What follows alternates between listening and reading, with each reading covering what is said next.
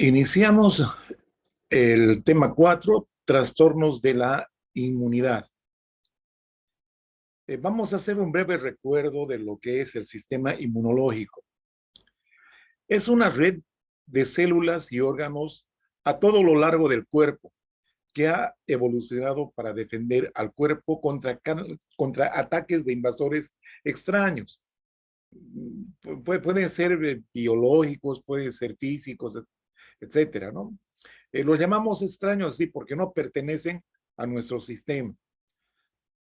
Los blancos apropiados de las defensas inmunológicas son los organismos infecciosos, como ser bacterias, ¿no? Aquí estamos poniendo un ejemplo de estreptococos, puede ser también parásitos, hongos y virus, microorganismos en general. Esos son los blancos apropiados o son los objetivos de nuestras defensas inmunológicas. Bien, ¿cómo es la respuesta inmunitaria normal? Tenemos un tipo de respuesta que es la inmunidad innata o natural, que está presente desde el nacimiento, siendo la primera línea contra los microorganismos invasivos. Sus características son, está presente de por vida, durante toda nuestra vida nos va a acompañar. No es específica, carece de memoria y no cambia de intensidad con la exposición. Ya vale decir que si es que nosotros tenemos contactos repetidos con los mismos microorganismos, la respuesta va a ser la misma. No hay mayor intensidad ni menor. Eso es lo que ocurre en la inmunidad innata o natural, que está presente desde el nacimiento. Es útil frente a microorganismos piógenos. Quiere decir microorganismos que producen pus, ¿no? También hongos y parásitos multicelulares. Y esta dinámica de los mecanismos inmunológicos incluye tres componentes. Uno es físico-químico, ¿ya? Esto puede ocurrir en la piel, mucosas, en las secreciones y los cilios. Ya, gracias a estas secreciones de piel y mucosas principalmente, efectúan un lavado y una limpieza continua. ¿Ya? Las secreciones son gracias a las glándulas que están presentes en estos órganos, ¿no? Sobre todo en piel y mucosas. Ustedes saben que la piel y las mucosas son elementos básicamente de defensa, que están recubriendo superficies. La piel en la parte externa y las mucosas en la parte interna, como ser cavidad nasal, cavidad bucal, etc. Bueno, tenemos otro mecanismo que es el mecanismo humoral. Ya se traduce con la activación del complemento. La lectina de unión a la manosa. ¿Sí? Esto es importante porque gracias a esto el proceso de fagocitosis va a funcionar. Lo mismo, las opsoninas adicionales y también la proteína C reactiva y otras enzimas proteolíticas. Esto entonces está dentro de lo que se llama los mecanismos humorales de la reacción inmunitaria natural. Y también tenemos la inmunidad celular, donde están presentes las células, como su nombre lo indica, ¿no? Aquí menciona neutrófilos, eosinófilos, mastocitos, linfocitos citolíticos naturales, los natural killers, ¿cierto? Entonces, todas esas células participan en una respuesta inmunitaria normal. Aquí estamos hablando de un tipo natural o innata, ¿ya? Porque también tenemos que tomar en cuenta la otra respuesta, que es la adquirida o adaptativa. Adquirida o adaptativa. Se adquiere como parte del desarrollo. Aumenta con la edad y con las exposiciones repetidas. Todo lo que no pasa con la anterior, ¿no? Con la innata, ¿ya? Tiene especificidad y memoria, por lo que se la denomina adaptativa. O sea que nuestro sistema se adapta, ¿ya? Ante ante los constantes ataques de los microorganismos. ¿sí? Sus componentes son los anticuerpos producidos por las células plasmáticas, ¿no es cierto? Y las células, principalmente los linfocitos, que nos van a proteger frente a microorganismos como ser bacterias, virus, protozoos, ¿sí? Incluidas bacterias, dice aquí, las que producen su efecto infeccioso dentro de la misma célula. Son bacterias intracelulares. En general, las respuestas inmunitarias innata y adquirida no se activan independientemente, sino que se complementan entre sí. Aquí hay otro detalle de la inmunidad innata. En este tipo de inmunidad existen receptores de reconocimiento en la membrana celular y en la superficie interna de los endosomas. Ya, ustedes saben que los endosomas son vesículas con membrana que han internalizado algún elemento, ¿no? Después de la fagocitosis o la endocitosis. Eso se llama endosomas. Entonces, estos receptores pueden reconocer microorganismos patógenos. Estamos hablando en la inmunidad innata. Ejemplo, hay receptores de tipo TOL o señuelo, que se llama así, que reconocen productos bacterianos. Y hay receptores del tipo NOD, el NOD, que reconocen una variedad de sustancias como ser productos de células necrosadas, productos de células muertas. ¿Ya? Entonces, vean ustedes, esto es interesante. Esto ocurre en la inmunidad innata, ¿no es cierto? Como respuesta inmunitaria. Aquí estamos viendo qué es lo que ocurre en la inmunidad innata, ¿sí? Ahí están las barreras, que puede ser la piel, las mucosas. Aquí están los microorganismos patógenos, ¿ya? Entonces, por debajo de los epitelios están las células, ¿no es cierto? Que pueden ser los fagocitos, que involucran a los macrófagos, neutrófilos y también las células dendríticas, ¿sí? Las células dendríticas. Bueno, entonces, en este proceso, los fagocitos, como su nombre indica, van a fagocitar. Y las células dendríticas también fagocitan, pero su objetivo principal es, una vez que destruyen al microorganismo, partes de este microorganismo van a presentar a otras células. Por eso también a estas células se les llama células presentadoras de antígenos. ¿Mm? Aquí estamos viendo el complemento que se organiza en el complejo de ataque de membrana. ¿Eh? Y aquí tenemos los linfocitos natural killers, ¿no? Los citolíticos naturales, que también pueden atacar a microorganismos, que pueden ingresar. Ya pueden atacar, pero no es muy específico este mecanismo, pero están presentes, están en la línea de defensa. En la inmunidad adaptativa, es posible que el microorganismo, una vez que ingrese, ¿sí?, sea reconocido por un linfocito B, ya, porque puede que antes de haya tenido contacto, por lo tanto, tiene memoria. Entonces, una vez que lo reconozca, se activa y entonces empieza a proliferar y producir anticuerpos. Ahí están los anticuerpos. ¿Y qué hacen estos anticuerpos?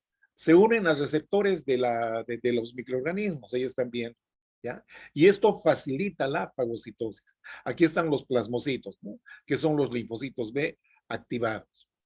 Aquí está la célula dendrítica, presentando péptidos de este microorganismo a los linfocitos T, ¿sí? Estos linfocitos T, una vez que se sensibilizan, se activan, proliferan, ¿ya? Y entonces producen su efecto, ¿no es cierto? Son los linfocitos T efectores. Estos generalmente son los citolíticos, ¿no? Los linfocitos citolíticos.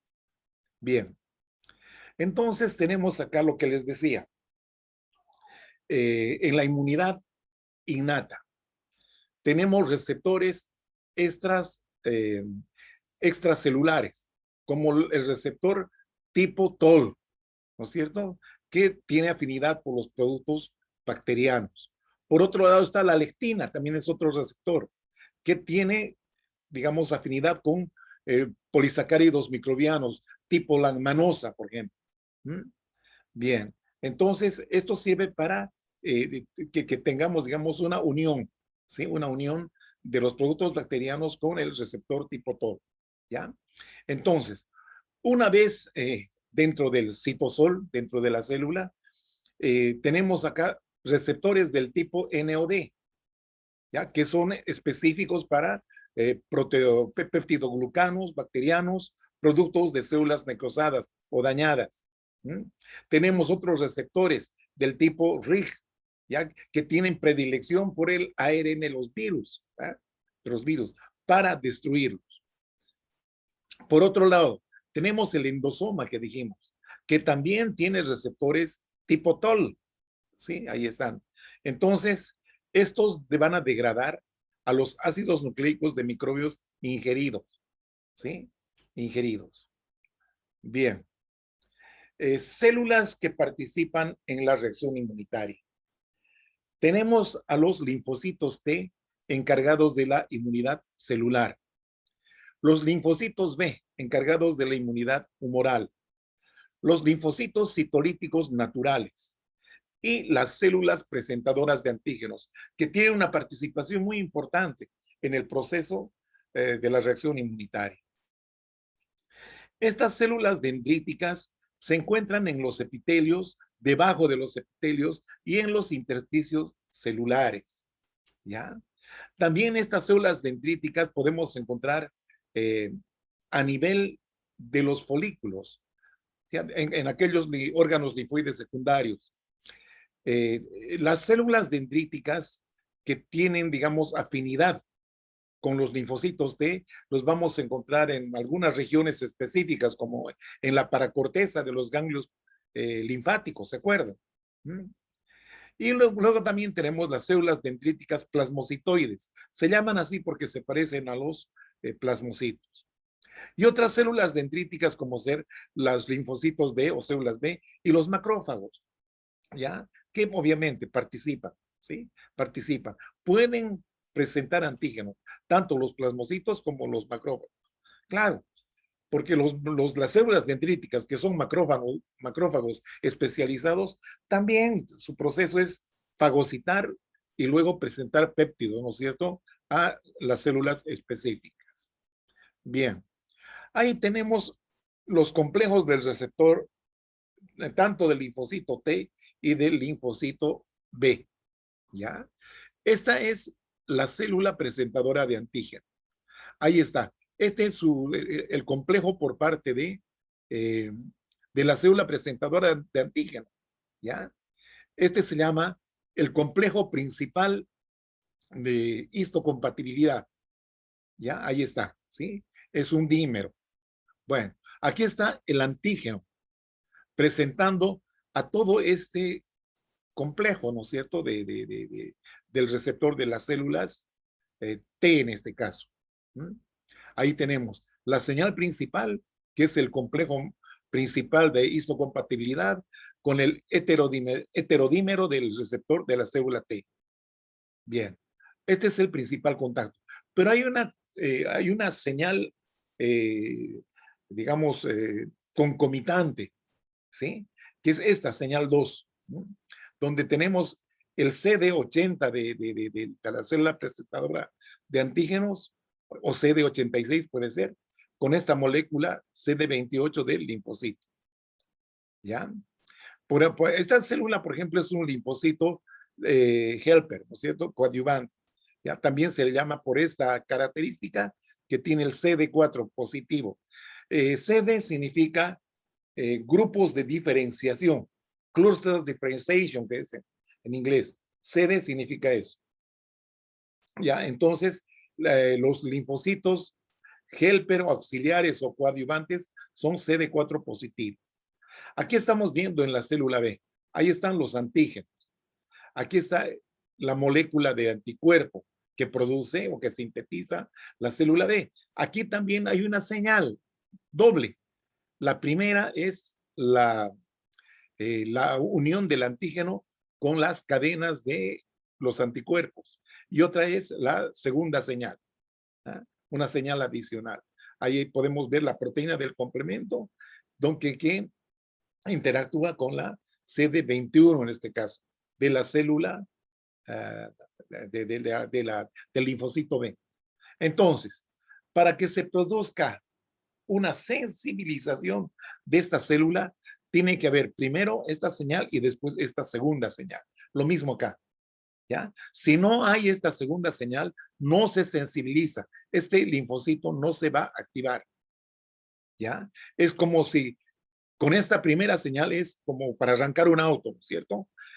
Colocar la llave en la chapita, ¿ya? Y esta segunda señal es darle contacto para que el motor funcione, ¿ya? Si no hay ese contacto, entonces no hay activación. Lo mismo ocurre aquí con los linfocitos B. Bien. Subtipos de células T. Ya, aquí estamos viendo la célula presentadora de antígeno y aquí la célula efectora. Bueno, en el caso de los linfocitos helper o coadyuvantes o auxiliares, existen varios tipos. Todo depende de las citocinas que las definen. Por ejemplo, existe esta variante, la TH1, el linfocito TH1, ya que funciona gracias al interferón gamma. Y este tiene sus células objetivo, que son los macrófagos. ¿Ya? Entonces, van a defender al huésped de microorganismos patógenos intracelulares. ¿Y en qué tipo de procesos actúan o funcionan?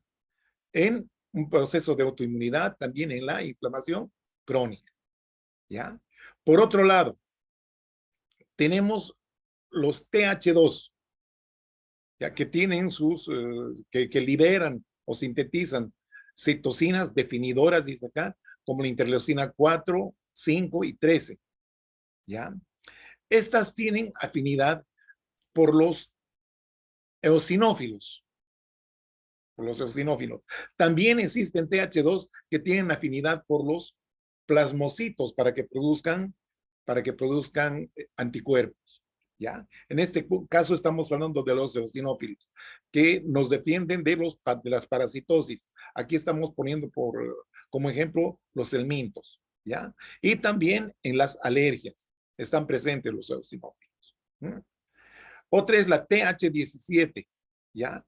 Que gracias a la síntesis de interleucina 17 y 22, tienen interacción con los neutrófilos.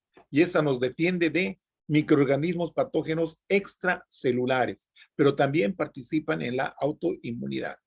Eso es importante tener en cuenta. Bien.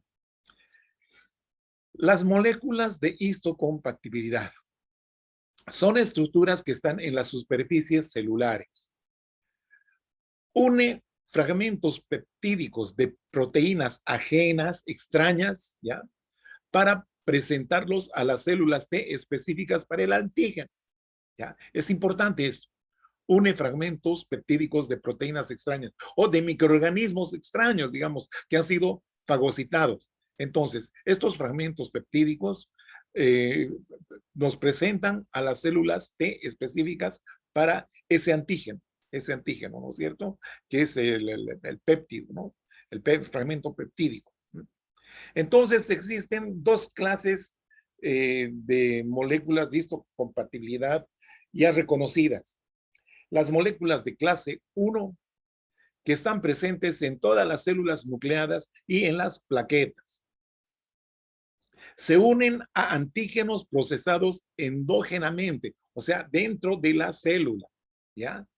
Pueden ser productos virales. Ustedes saben que los virus, para ejercer su actividad dañina, tienen que estar obligadamente dentro de la célula, ¿ya? Son intracelulares obligados, ¿ya?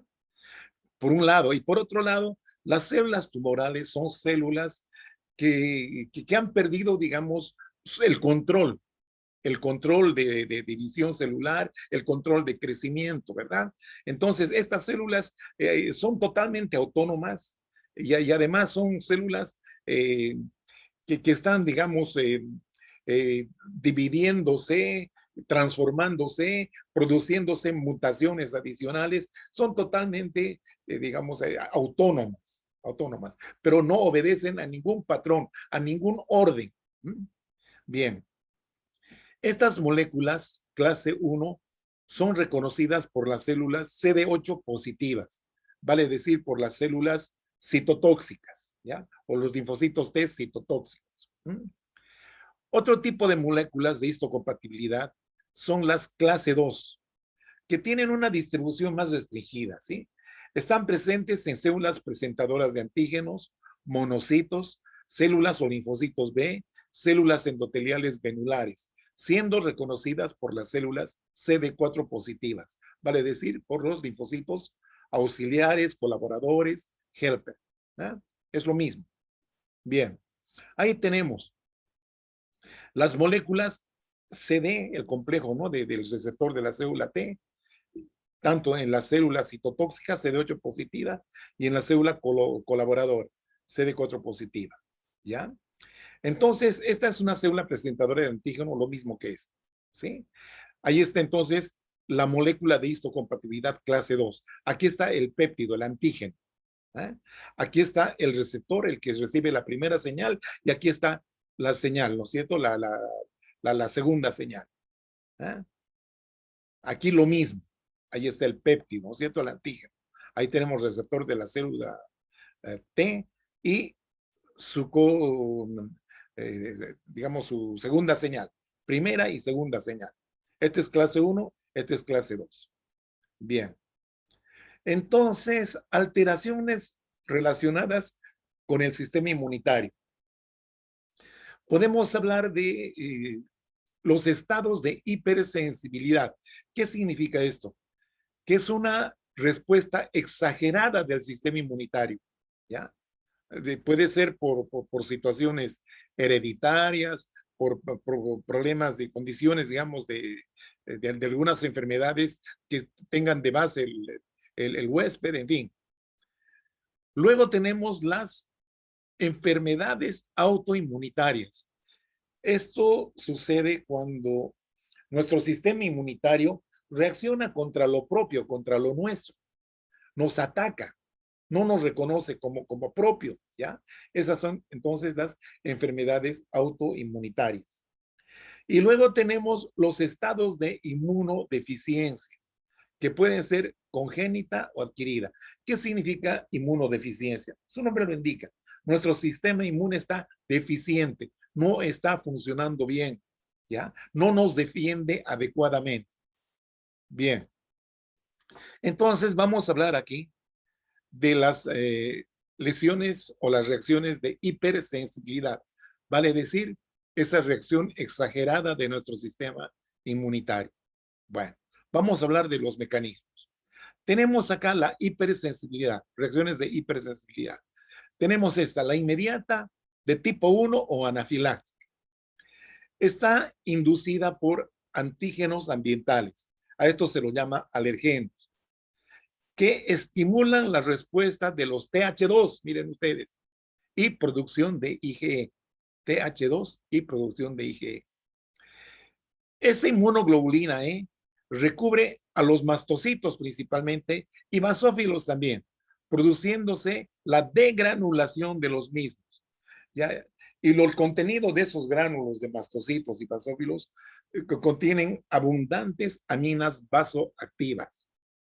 La reacción puede ser local, como una rinitis leve, o sistémica, que puede traducirse en una anafilaxia mortal. Bien, ahí tenemos los diferentes alergenos ambientales. Ácaros del polvo, polen, picaduras de insectos, moho de la fruta, pelos de animales, algunos fármacos, alimentos también, ¿por qué no? El pescado, los enlatados, la mantequilla, etcétera, etcétera, ¿ya? Etcétera, etcétera. Bueno, entonces, ¿cómo funciona este asunto? Existe un primer contacto, un primer contacto. Por ejemplo, aquí estamos hablando de un alergeno, el polen, ¿sí? Que va a ingresar por nuestra vía respiratoria. Aquí tenemos nuestro epitelio, ¿ya? Epitelio. Bien. Este alergeno puede penetrar a través de las células epiteliales, ¿sí? Y puede ser captado por una célula dendrítica que está debajo de los epitelios, dijimos, ¿no es cierto? Ahí está bien. O puede ser atrapado por un linfocito B. ¿Qué es lo que va a ocurrir? Que esta célula dendrítica procesa mediante fagocitosis a este polen y sus fragmentos los presenta a un linfocito T virgen, un linfocito T del tipo helper, ¿no es cierto? Virgen. ¿Eh? Este otro está siendo atrapado o está siendo contactado por un linfocito B, ¿sí? Un linfocito B, que al tener contacto con el anticuerpo que está procesando, se va a activar también. Entonces, ¿qué es lo que está produciendo acá? Activación de linfocitos TH2, aquí está el linfocito TH2, ¿sí? Y cambio de clase a IG en linfocitos B. O sea, que los linfocitos B, una vez que se activan, se convierten en célula plasmática o plasmocito que va a secretar IG. Ahí están las IG. Y aquí está el linfocito, ¿sí? Bueno, entonces, estos linfocitos TH2 tienen cierta afinidad, no solamente por los eosinófilos, como hemos visto antes, sino también por los linfocitos B, activándolos y convirtiéndolos en células activas o células plasmáticas o plasmocitos. Bien, ¿qué es lo que va a ocurrir? Va a ocurrir la unión de la IG que han producido a estos fragmentos, estos receptores de alta afinidad en los mastocitos. Ahí está el mastocito. Ahí está el FCERI, son receptores de alta afinidad para la IgE. ¿Ya? Entonces, esto va a hacer que este mastocitos se sensibilice, ya está sensible, ¿ya? No se olviden, el alergeno llegó hasta acá en una primera instancia, ¿ya? Pero si esta persona vuelve a aspirar estos alergenos, entonces estos ya están sensibilizados. El alergeno directamente se va a estos mastocitos que ya tienen receptores antipolen, ¿ah? Antipolen, exposición repetida al alergeno. Entonces, ¿qué es lo que va a ocurrir? Activación del mastocito con la liberación de los mediadores, ¿sí? Los mediadores. Hay una degranulación. Entonces, estos mediadores pueden tratarse de aminas vasoactivas, mediadores lipídicos que van a producir la reacción de hipersensibilidad inmediata, ya minutos después de la exposición repetida al alergeno. Esta es la repetición. Y también citocinas, que son las encargadas de la reacción tardía, 2 a 24 horas después de la exposición repetida al alergeno. Miren, qué interesante. Bien, signos y síntomas. Bueno, hay secreción, ¿sí? Hay enrojecimiento de los ojos, de la nariz, hay secreción nasal, ¿sí? Hay lagrimeo, hay picazón, hay este rash, ¿no es cierto? Esta urticaria que podemos ver acá, ¿no? Aquí está el rinitis alérgica, que está periorificial, ¿no es cierto? Alrededor de ojos, boca, nariz. Entonces, esos son los principales síntomas que ya vamos a ver un poquito mejor luego. La anafilaxia local, alergias atópicas. ¿Qué es la atopía? La atopía es una predisposición hereditaria al desarrollo de reacciones inmediatas locales de hipersensibilidad tipo 1. Ahí está la cosa. Afecta al 10% de la población y se manifiesta por urticaria, esos rashes, ¿no es cierto? Eh, Angioedema, dificultad respiratoria, rinitis y asma. Los principales mediadores son la histamina, las proteasas y otros contenidos del gránulo, ¿no es cierto? Del gránulo del mastocito. También las prostaglandinas y los leucotrienos tienen su efecto, ¿no? Y así también como algunas citocinas, ¿ya? Entonces, estos productos son los responsables de reacciones vasculares, ¿ya? Y del músculo liso inmediatas. Y también la citocina, sobre todo en la reacción de fase tardía, que va a producir una inflamación. Una inflamación. Bien, entonces acá tenemos en esta tabla ejemplos de trastornos causados por la hipersensibilidad inmediata. Tenemos acá los síndromes clínicos, ¿no? Anafilaxia, puede verse ambientales o fármacos, alimentos, etcétera. ¿Ya? Acá tenemos sus manifestaciones. Reducción de la presión arterial que puede causar shock, causada por dilatación vascular, obstrucción de la vía respiratoria por angioedema, dijimos, ¿no? El asma bronquial, obstrucción de vías respiratorias causadas por hiperactividad del músculo liso bronquial, inflamación y reacción tisular por reacción de fase tardía. Inflamación, ¿no? Esa es la inflamación. Rinitis alérgica, sinusitis, como se conoce a la fiebre del heno. Aumento de secreción de moco, ya que va a dificultar la vía respiratoria, ¿no? El pasaje de aire. Inflamación de la vía respiratoria superior y de los senos paranasales. Alergias a alimentos. Aquí esto cursa con aumento del peristaltismo debido a la contracción de los músculos intestinales, lo que puede provocar vómitos y diarrea. Muy bien. Bueno, en cuanto a la anafilaxia sistémica, ya hemos visto la anafilaxia local, ¿no? Esta es la sistémica. Se desencadena después de la administración oral o parenteral. Parenteral significa mediante inyección, ¿verdad? Como antisueros, fármacos, hormonas. La gravedad depende del grado de sensibilización previa del huésped, del paciente.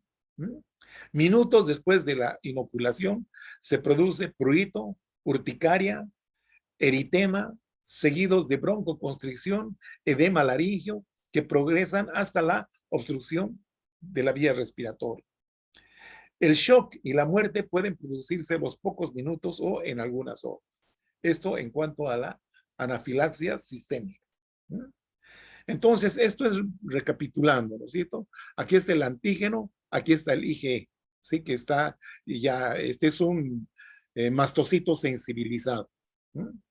Entonces, aquí, esta unión del antígeno con el anticuerpo envía señales para la degranulación, ¿sí? Ahí está el contenido del gránulo, histamina, proteasas, también los fosfolípidos de membrana que están alterados van a producir metabolitos del ácido araquidónico como prostaglandinas, leucotrienos y también factor activador de plaquetas.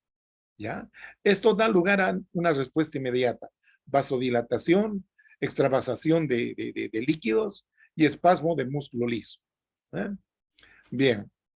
También va a haber señales para la activación de los genes, ya que codifican la producción de citocinas.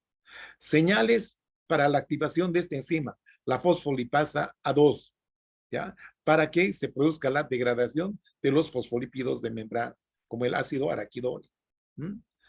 Producción o secreción de citocinas y quimiosinas, que son las que se encargan de la reacción de la fase tardía. ¿Ya? Donde hay inflamación básicamente, ¿no? Hay inflamación o infiltración leucocitaria, daño epitelial, vascoespasmo. Y eso también contribuyen sobre todo los leucotrienos. Bien, ahí tenemos un paciente en shock anafiláctico.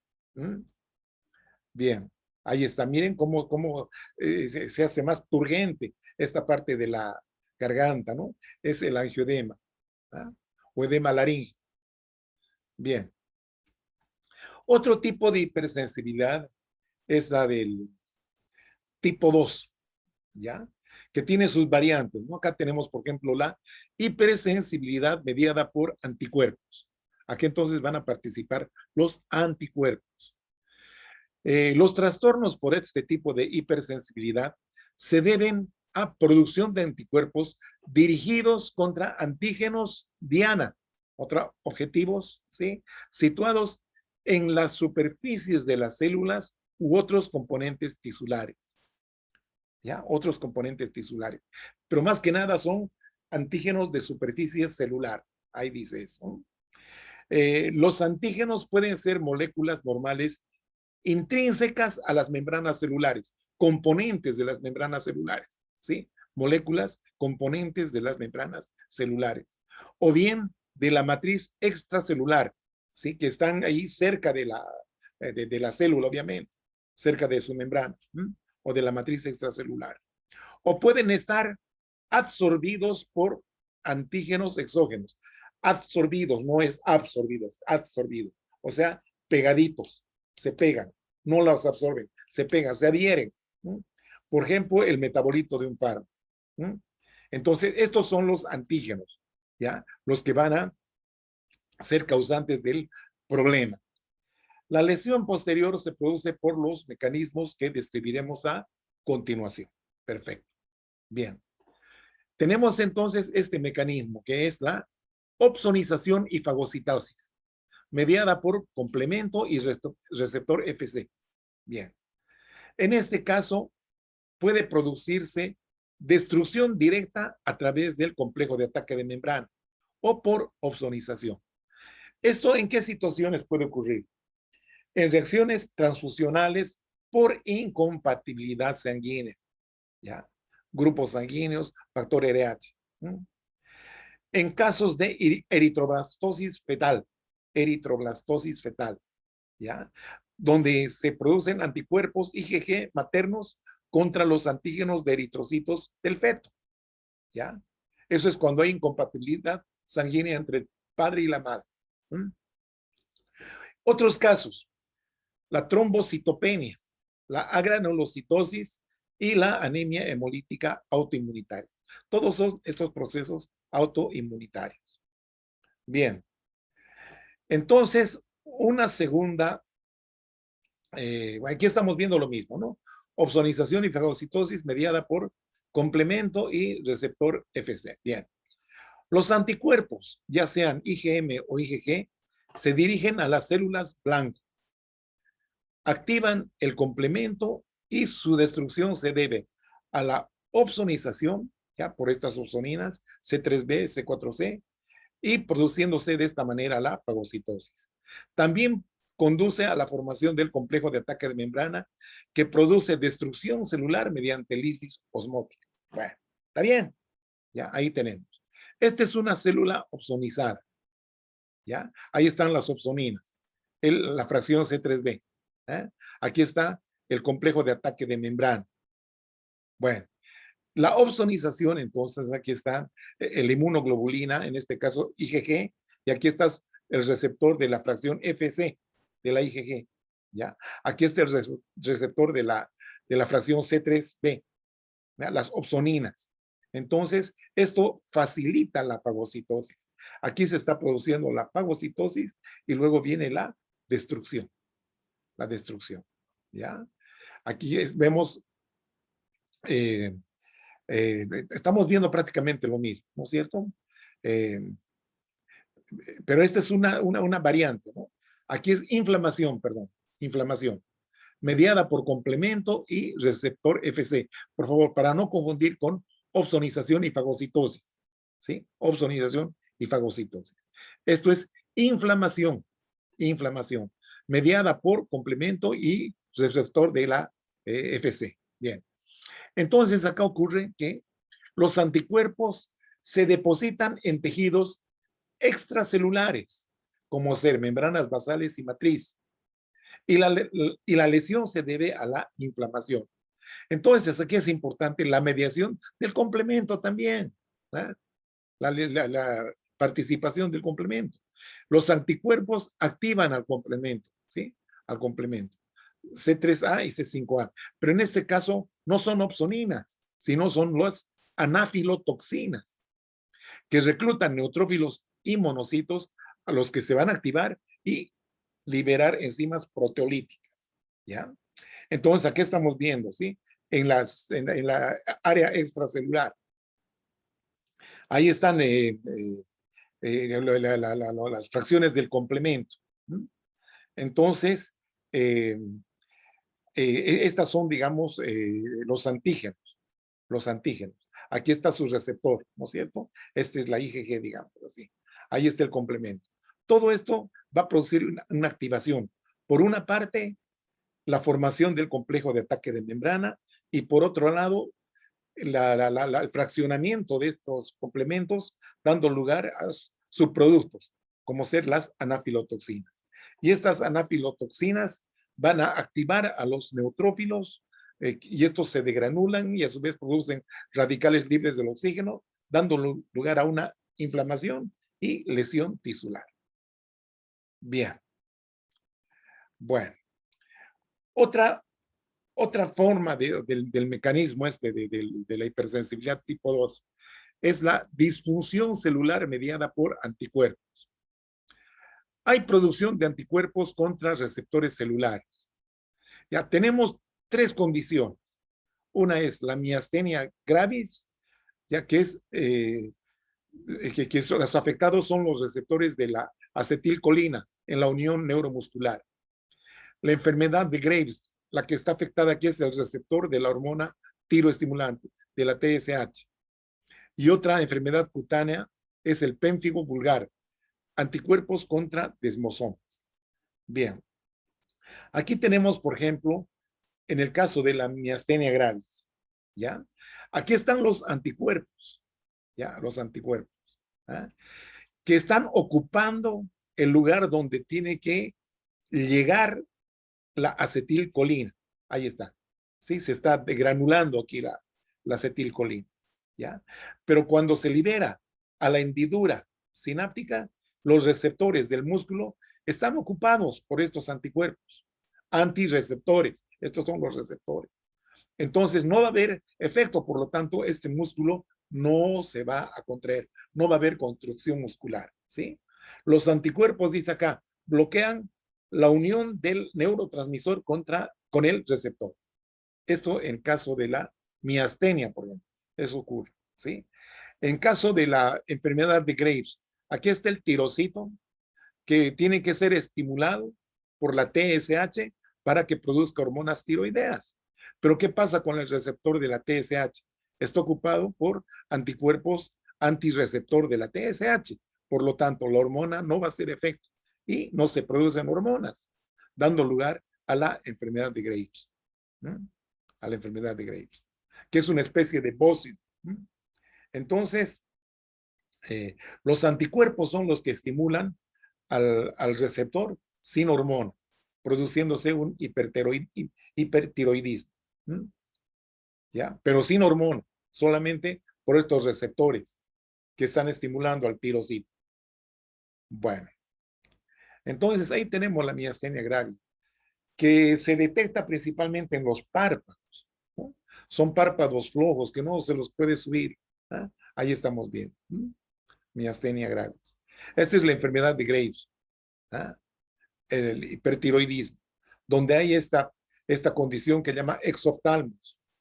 La piel, sobre todo a nivel de la zona pretibial, se torna turgente, ¿ya? Y ante cualquier mínima contacto o algo fuerte, se producen estas equimosis, ¿no? Estas lesiones, estos moretones, llamemos así. Bien. Y la otra condición era el pénfigo, ¿no? El pénfigo es cuando hay anticuerpos contra las uniones, ¿no es cierto? Los desmosomas, anticuerpos antidesmosoma.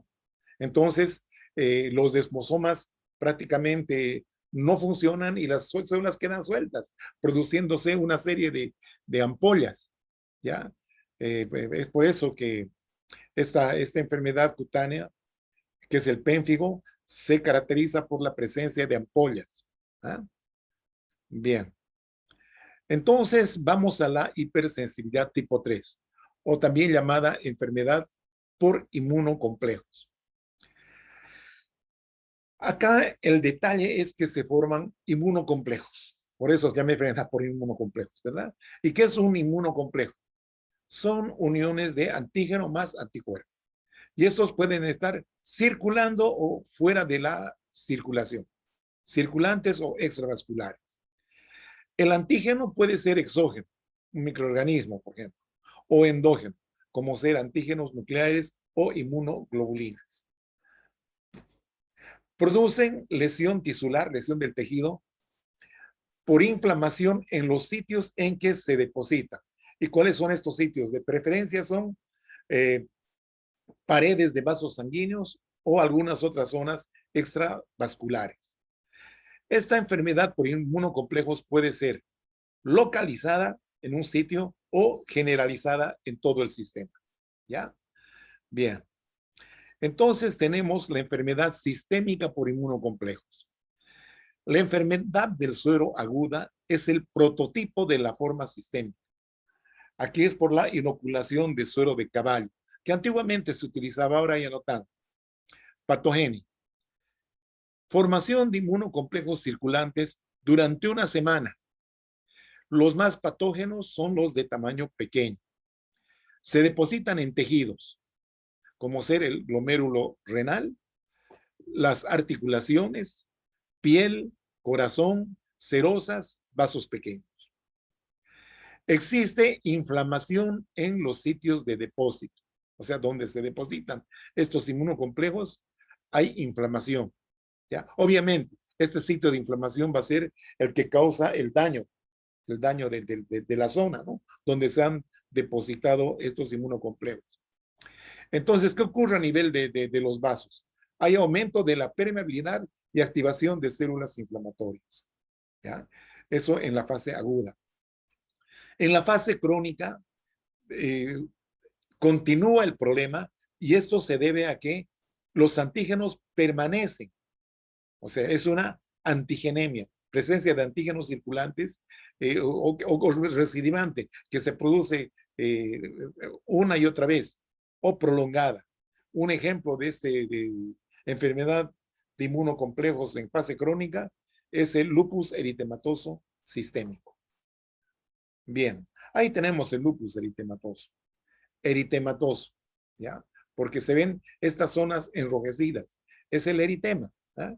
Este es el eritema característico. Se presenta en mujeres sobre todo, ¿no? Es como alas de mariposa, ¿no? Ahí está el cuerpito de la mariposa y estas sus alas. ¿Ah?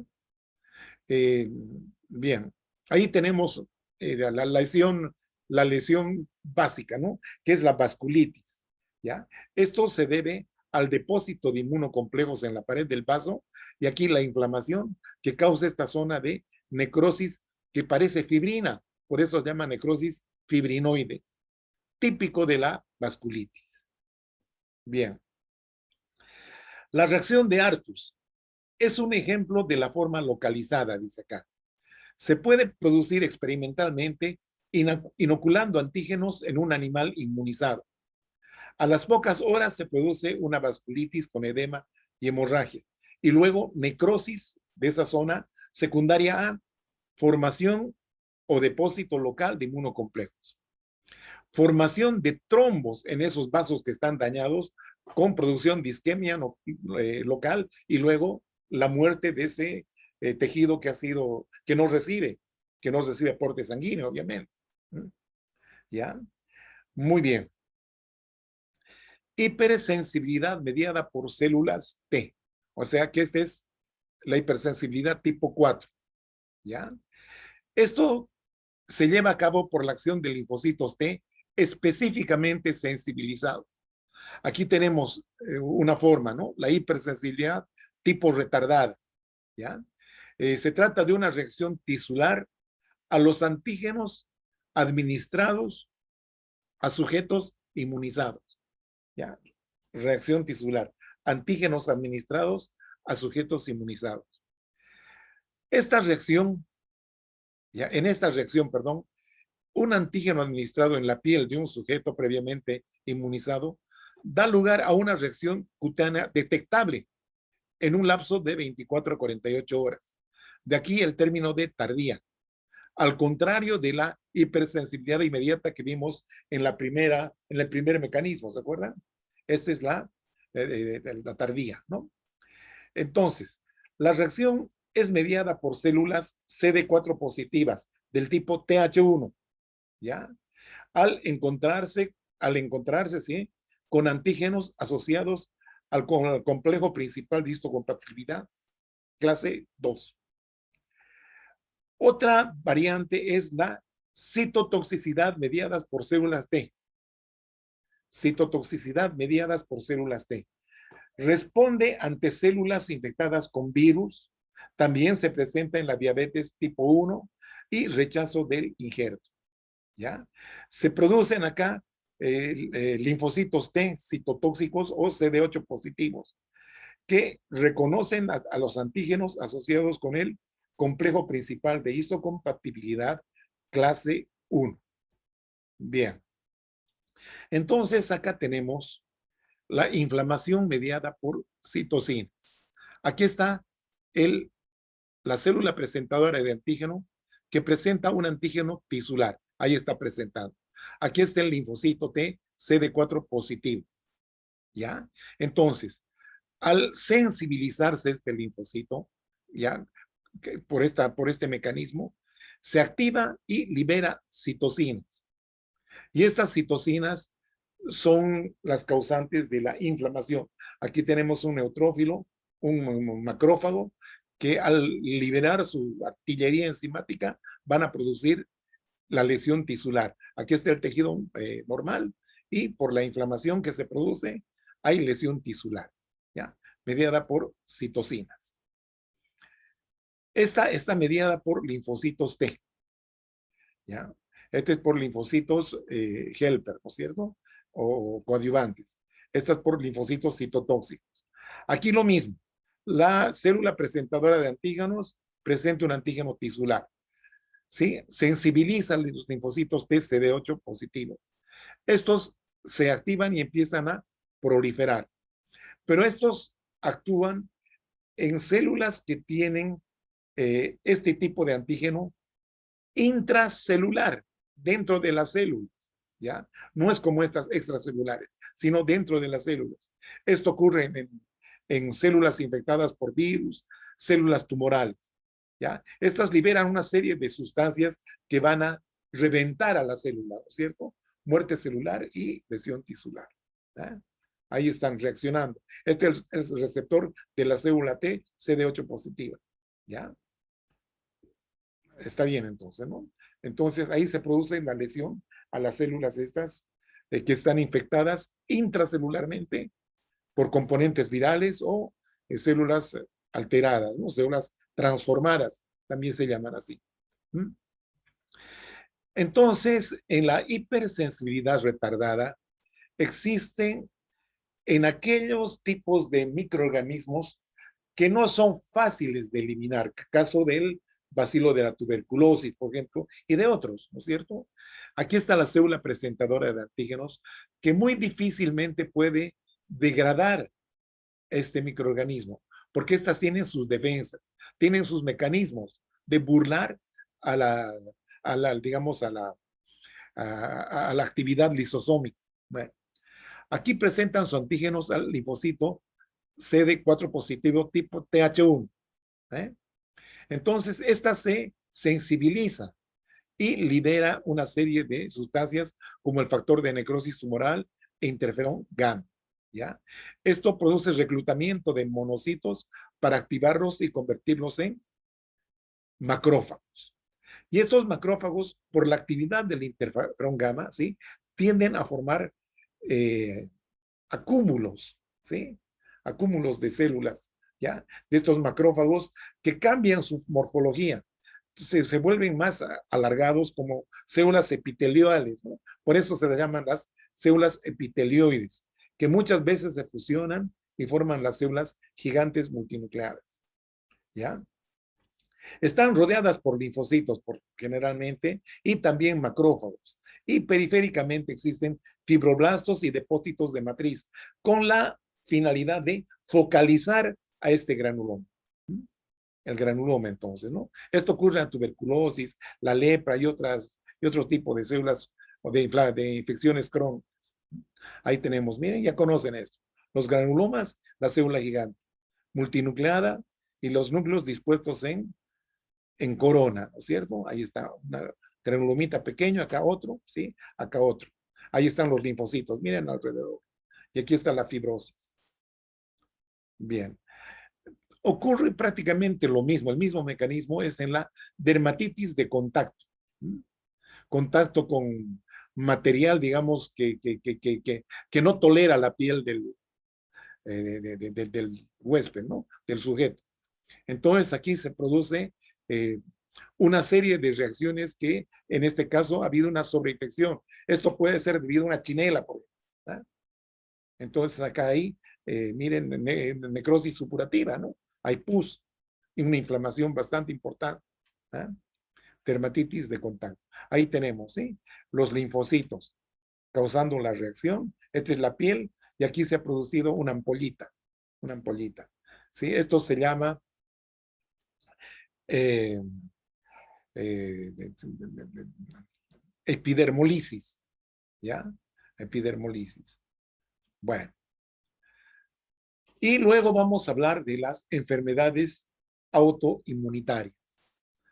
Para considerar una enfermedad autoinmunitaria, debe cumplir ciertos requisitos.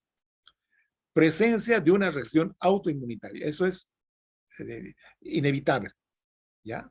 Esa es, digamos, una condición sine qua non. No tiene que ser secundaria a daño de un tejido, por ejemplo, infecciones, no secundaria. ¿Eh? Y tiene que haber ausencia de otra causa de enfermedad para titularlas o considerarlas como autoinmunitarias. ¿Ya? Entonces, en este tipo de enfermedades, los trastornos pueden ser producidos por células T o por anticuerpos que reaccionan contra autoantígenos, afectando un determinado tejido u órgano, o bien a todo un sistema. Vean ustedes. ¿Eh? Bueno, entonces en condiciones normales existen mecanismos de tolerancia inmunitaria. Aquí vamos a hablar de la tolerancia central y de la tolerancia periférica. ¿Qué significa la tolerancia central? Bueno, todos los linfocitos se originan en la médula ósea. Algunos están programados para convertirse o diferenciarse en linfocitos T, pero para eso tienen que migrar hasta el timo, ¿ya? O bien los que están programados para ser linfocitos B vuelven a la médula ósea para convertirse o diferenciarse en linfocitos B. Bueno, entonces, ¿qué ocurre? Estos linfocitos empiezan a madurar, a diferenciarse, ¿ya? Y constantemente pasan una serie de controles, ¿ya? Que son las encargadas de eso, son estas células presentadoras de antígenos que están dentro del timo. Entonces están evaluándolas constantemente, mostrándoles antígenos propios y estas no tienen que reaccionar contra un antígeno propio. No tienen que reaccionar, porque si reaccionan, inmediatamente son eliminados por apoptosis, ¿ya? Pero si lograran por alguna manera sobrevivir, entonces estas van a evolucionar a linfocitos T reguladores, ¿ya? De enemigos que podrían haber sido, se vuelven células amigas, ¿ya? Entonces, de esta manera se convierten en linfocitos T reguladores y de esa manera salen del timo, ¿ya? Hacia la circulación, o sea, hacia la periferia.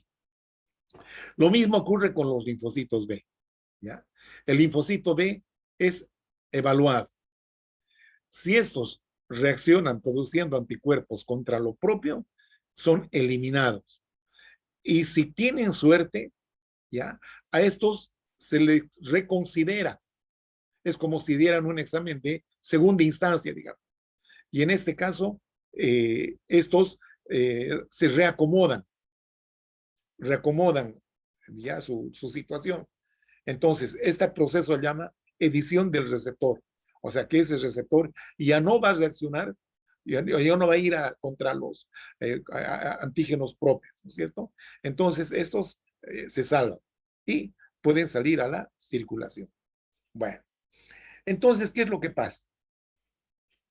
Los linfocitos T que ya han salido, los que han logrado aprobar y salir del timo, salen a la circulación. Pero en la circulación también es posible que algunos linfocitos se hayan escapado sin haber aprobado, ¿no es cierto? Sin ser aptos. Entonces están circulando, o bien que salen de algún otro tejido, de aquellos tejidos que se llaman tejidos ocultos, ¿no? Como ser el sistema nervioso central, el testículo y el ojo, donde este tipo de antígenos no entra en contacto con la sangre ni con la linfa, ¿no? Pero a veces por una situación de una infección, un traumatismo, estos salen. Entonces, estos pues pueden reconocer o pueden reaccionar contra antígenos propios, ¿ya? Y eso no es bueno, ¿no es cierto? Entonces, para eso están estas celulitas que han salido de acá, los linfocitos T reguladores.